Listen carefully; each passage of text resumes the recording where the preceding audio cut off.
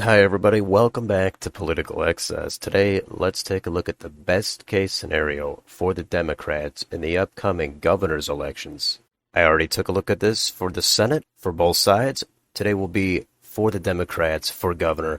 This is if the Democrats had everything break in their direction within reason.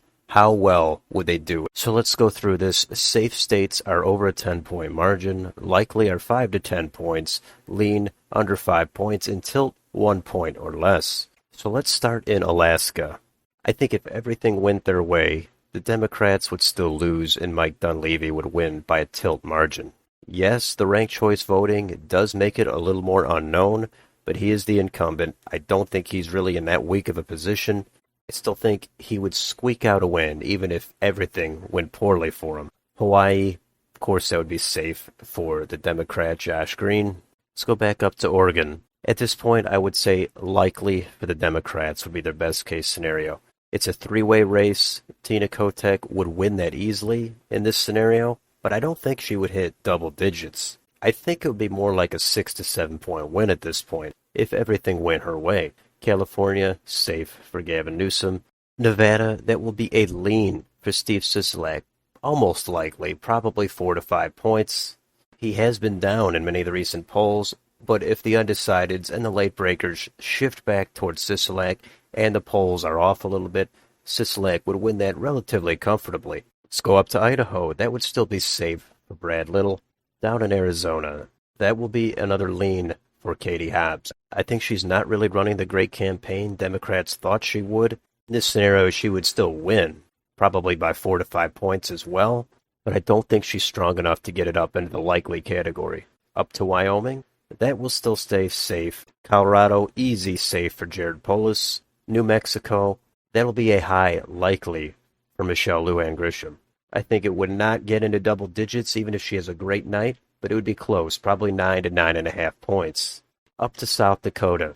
There's not a lot of polling in some of these states, and given the narrow margin of victory Kristi Noem had 4 years ago, I'll put it at likely, just in case there's a shake-up toward the end and Noem wins by 8 to 10 points. Nebraska, that'll also be a likely for Jim Pillen over Carol Blood, just due to the unknown factor, and it's an open seat. Governor's races are frequently more narrow in the highly politicized states, so Nebraska, it could get down under 10. I just don't know enough, so I'm going to put it at likely. How about in Kansas? Well, if everything went Laura Kelly's way, she would win by 5 points, which was her margin of victory last time in 2018, and that would put it in a likely category. She's running as that centrist in the middle, so I think if she has the wind at her back in the final couple of weeks, she would win that by a likely margin. How about Oklahoma? Well, we've seen some polls there that show a very tight race, and there was one that even showed Joy Hoffmeister in the lead. So until Oklahoma gets some more polling that can show Kevin Stitt with more of a lead, I have to say if somehow everything went the Democrats' way, they would pick that state up by a tilt margin. I get it. It's surprising to think about Oklahoma that way, but again, state politics are different than federal politics. How about in Texas?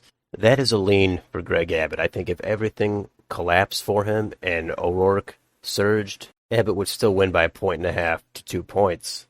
I think Abbott is just too strong in this kind of a year to actually be in any real jeopardy of losing that seat. How about up in Minnesota?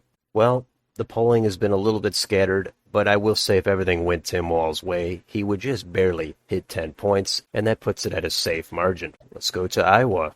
Kim Reynolds seems to be in a very strong position, but if she has some bad breaks here at the end, she could get it down to under a 10-point win for her still. Probably 8 to 9 points at this point, I think would be her worst case scenario.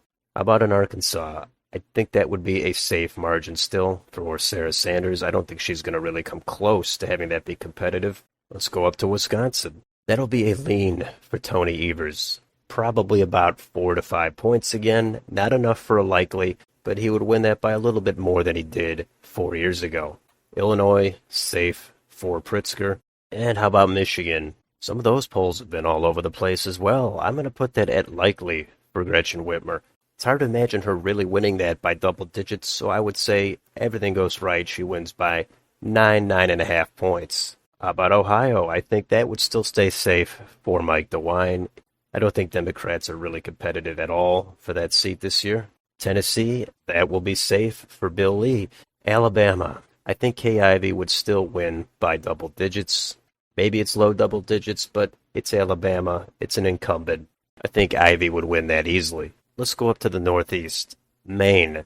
Hasn't been a lot of polls, but the polls that there have been has shown Janet Mills with a comfortable lead. So in this best case scenario, I could see her winning by 10 or 11 points, and that puts this at safe.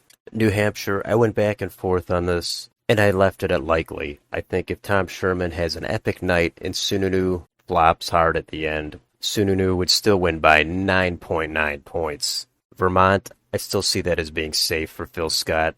There's much less polling out of Vermont, but he seems to be in a stronger position than Chris Sununu. New York, Massachusetts, Connecticut, Rhode Island, safe for the Democrat. No explanation needed there. How about Pennsylvania? Well, this is a tough call, but if all that polling that shows Doug Mastriano down, even in double digits, if all that panned out, then it would be a safe margin for Josh Shapiro. I definitely don't think it will be that kind of a margin, especially as we have 3 to 4 weeks remaining. This is the best case scenario for the Democrats. Maryland, obviously safe for Wes Moore. South Carolina, that'll get down under 10 points for Henry McMaster, so unlikely there. Georgia, the best case scenario, I think, for Stacey Abrams right now is to take a tilt loss. It's hard to imagine her even eking out a win at the last minute. Sure, anything could happen, but I think this one is firmly in the hands of the Republican Brian Kemp. And finally, down in Florida, what's going to happen there between Ron DeSantis and Charlie Crist? I think Ron DeSantis is just too strong. He's dealing with the hurricane. That's got to help him. Best case scenario for Crist is he's going to lose probably by 2 points. And that would put this at a lean for Ron DeSantis. So that would be my map. That would result in 24 Republican governors and 26 Democrats. Things could change. Scandals could come up. There's always an October surprise in some of these races. I get it. But this is what I came up with. So do you agree with most of these, or do you disagree on 2 or 3 of these? That's fine too. Let me know in the comments down below. And if you enjoy this channel, please like, share, and subscribe. Thank you for watching, and I will see you on the next video.